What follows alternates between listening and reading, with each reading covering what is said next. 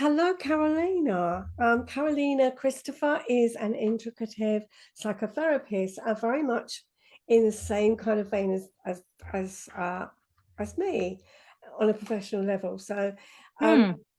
it it's really quite interesting that we have similar kind of outlooks in the way we work as well. I thought initial training would have been very similar. So Yes. that's quite interesting for me anyway, because I found integrative style of learning was very much, I enjoyed that rather than focusing in one particular area. Yes. Yeah, so introduce yourself to everyone, Karolina. I'd like to know more about you. Yeah. So, hi, Wendy and everyone. So, my name is Karolina Christopher. And as you said, I'm an integrative psychotherapist, which means that I have studied different ways of, human development and emotional health, particularly from different perspectives. And I work in private practice. I work online with people with therapeutic conversations, and I also use somatic work, so body work, and the creative arts in my work with people. And I work with adults and also teenagers, 13 to 19. All right. That's really interesting. I think it's quite nice when we have I would say that as I trained as an integrative counsellor, for me, it meant that I've just got a bigger toolbox to kind of help clients with rather than it. Yeah, that's how I see it. Having a Yes. big toolbox for whatever suits for the client. As you say, when you bring in other things like body work and kind of art therapy, it gives you Yeah. the tools to help clients with, doesn't it? Yeah, and also because I like to work in depth, so I work with longer term therapy where people really have the opportunity to go in depth, and there can be various things that could be so much easier to express with, maybe a quick drawing or using an image to express something, or using the body. So, for example, like breathing or simple movement or other things that help us feel present in the body, especially with trauma, because that's held in the body Mm, in a kind of wordless way quite often. So I feel that those things complement each other definitely. really nicely. Yeah. Yes. So, we were talking before we had this interview, before we did this podcast, Hmm. we were talking very much about early relational trauma, because that is something that you're very interested in, and so am I. So, Yes. tell us more about that, what your thoughts are on that. Yes. So I think early relational trauma is a kind of an invisible trauma very often, because it's something that, first of all, it's something people generally haven't heard about it. And if we've experienced it, we generally don't know about it. And it's really about what happens in our early childhood years where our emotional needs weren't met. Mm, So everything might have been, you know, taken care of. You had a nice house to live in, there was food on the table, you had clean clothes and birthday presents and even holidays. So it looked like everything was fine, but there could be this lack of emotional warmth, in a sense, that a child needs. mm. And that creates a kind of deficit in our relational experience. So there is something that's missing, that kind of warmth and closeness for the child.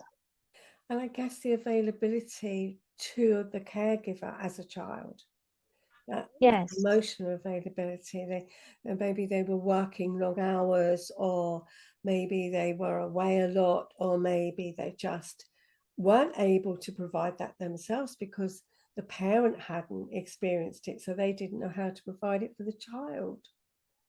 Yes, and I think very often is actually necessarily not the case that the parent wasn't physically present. They may well have been physically present, but not so emotionally present, in fact. Hmm. And of course now we know a lot more about children's mental health and babies' mental health and their needs. And that's something that's changed a lot in our culture, because in the past people used to think that babies were, didn't have these emotional needs.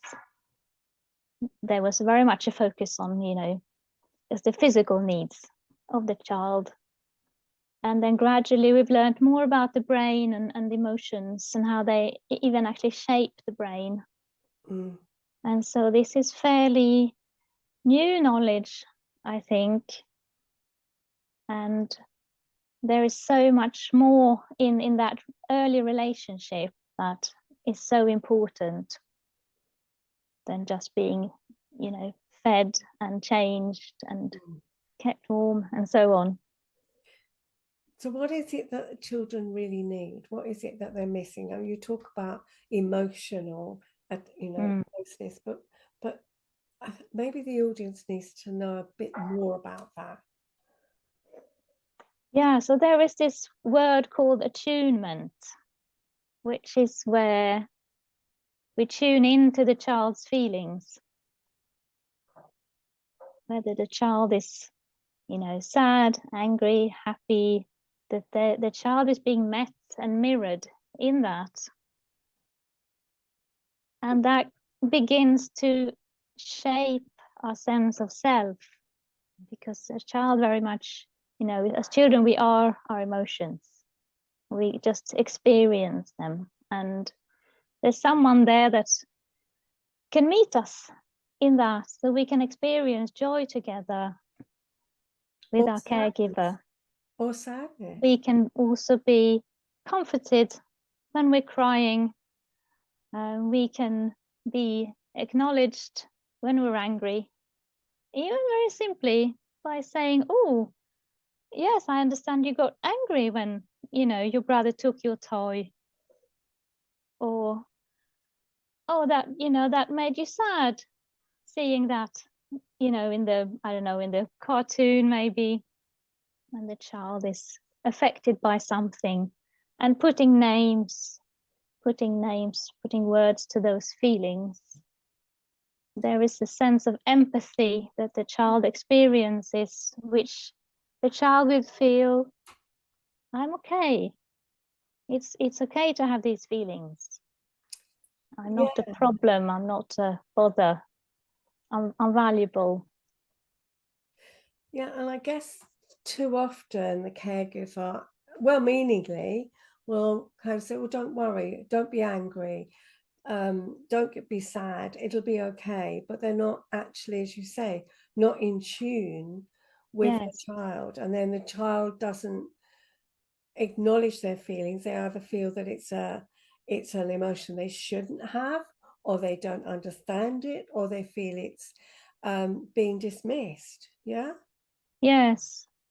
And I think, as you say, the parent believes that they're doing the child a favor by, and also, you know, as parents, we might be taught to distract the child, Yeah. because if we focus on the emotion, there can be a fear that the emotion is going to get bigger and Yeah. get out of hand. So we try and minimize it. But in fact, like you say, what the child hears is that this is not a good feeling to have.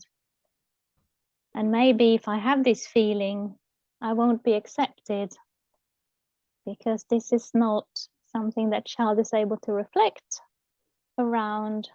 It's just wordless messages, in fact. But what we know now from neuroscience and brain research is that actually when we attend to a feeling, it actually can be contained and managed. And I think even as adults, if we're really upset, to have someone say, oh, what's happened? What are you upset about? That in itself can feel comforting rather than being told that we're silly or we shouldn't worry. So there's something about just being allowed to have those feelings and that Mm. it's okay, it's nothing to be afraid of. Yeah, and I think I was thinking about when, that we're not allowed to have those feelings. It's that when you said that about, oh, we're worried that the parent is worried that if the child is emotions are acknowledged, they'll just get bigger and out of hand. Mm, I hear that, I'm sure you've heard it too, but with clients, adult clients that come to me, they say, I'm so scared of starting to cry because I'm worried it won't stop. I'm so scared yes. of allowing that emotion because I feel I don't know what will happen if I allow it. They feel that it will just become so big, it will be completely uncontrollable. Yes. And sometimes in that context, people use the idea of Pandora's box. I'm scared of opening Pandora's box. Yeah. And and I think in the context of what we're talking about, quite often, you know, the fear is justified because that has already been their experience. Mm. So for example, what that person is actually saying is, when I was a child, there was no one to help me when I got upset, and in fact the feeling did get bigger and bigger, and it felt overwhelming because there was no one who could help me soothe it. Yeah. So it has already been experienced, and in therapy you can almost relearn, and therapy can be a place where now it can be experienced and it can be soothed and managed, and it's not going to be overwhelming. Mm. Yes, and I think that's the difference. But yes, but it's interesting how those. Well, we know that those childhood behaviors follow us into adulthood, and Mm. that's where people are still affected by what happened in their childhood. And I don't know about you, but I find so many clients, when you explain that to them and you they talk about examples, and then you go, okay, this was a childhood wound or so on. They're quite surprised. They can't appreciate that something that happened in their childhood could still continue to affect them now. Yes, and I think that's very much also in our culture that Mm. is not, there's a lack of understanding in the culture, because in terms of raising children, there was very much a belief in the past that children won't remember anything. Mhm. It doesn't matter if something, you know, bad happens to you as a child because you'll forget. Yeah. And so that's a belief that I think is still present. Mm. And in a way it's true, because we don't believe it, we don't remember it consciously in our heads as an actual memory, but it's more in our bodies it will sit there like a kind of underlying sense of anxiety, or a sense of sadness, a sense that I'm not good enough, something bad's going to happen, Mm. having catastrophic thoughts. These are often the symptoms that we have Yeah. that can come from early experiences where, maybe something bad did happen and there was no one to comfort you. But we don't connect the two, I think. So, I No. mean, people don't come to therapy saying, oh, I'd like help with my early trauma. People come, they say, I'm having these anxious thoughts going around in my head. I'm, I'm having, I feel really tearful. Um, I really fear conflict in my relationship, Mm. or I'm really worried that something, someone's gonna get ill. So people have all these fears and worries, and that's often how we carry it inside. In disguise, it's a kind of disguised Yes. thing. Yeah. Yeah, but it can also feel very, it's like, can be a relief when you can begin to join up the dots Mm. and understand that, of course I feel that way because this is what happened to me. Mm. And when it makes sense, we can, think about it with our adult brains instead. Yes. I guess what we offer is a different perspective for those that have been struggling. There's a different perspective. This was your child. This is what happened in childhood, and yes, it is affecting you. But yes, it's not. It is the same. It's the same kind of feelings, but it's not the same situation. You can deal with it. Yeah. Mm. Yeah. Yes, and also there is this kind of sense of finding a sense of safety in the body, which is why I do somatic work, because it could just be a sense that I can't quite relax, or I can't sleep well, I feel anxious, and those feelings can be worked with in the body to find a sense of internal, what we call regulation, Yeah. which is actually a sense of that is not in a stress mode. Yeah. We're not in. Yeah, and I also, I'm sure you've seen a lot of people don't understand that the nervous system, when it becomes dysregulated, they may or may not have heard the fight or flight response. But I think there's something very valuable. I'm sure you talk to your clients about it, about what it is, a survival system, and why the body goes into that state and what happens. But I'm sure you find that it's quite a surprise for people. The one thing that I am surprised about, I don't know why, but I am. People come, they've been to their GP, they're struggling with anxiety. Their GP gives them medication, but they've never talked to them about what's happening, what is anxiety. Mm. Never have it explained to them of what's going on in their body. And I think that's really sad, because they aren't told, well, you may get these kind of feelings, your heart beats faster because you've got a rush of adrenaline. They're never told all the things that happen to the body or why it's happening, and therefore they're just given medication and told, yeah, this will sort you out. I know GPs don't have a lot of time, but goodness me, when we can just say to our clients, but your body's doing what it's supposed to be doing, it's just reacting at the wrong time, it's misfiring, if you like. Mm. Yeah, and then it becomes this anxiety becomes this scary thing that can't be made sense of, and it's not placed in context, and something that needs to be suppressed. Yeah. But I think when Actually, worse than suppressed, if I may, sorry, interrupt you. yes, It's go not on. suppressed, but it's even fought against. Yes. You're fighting it. I'm feeling anxious. This is awful, and so they build on it rather than going, okay, now I understand what's happening. All right, it's doing what it's supposed to do. Okay, I can deal with it now. But instead, because they fight it, don't they? They fight that feeling instead of almost, and it makes it worse.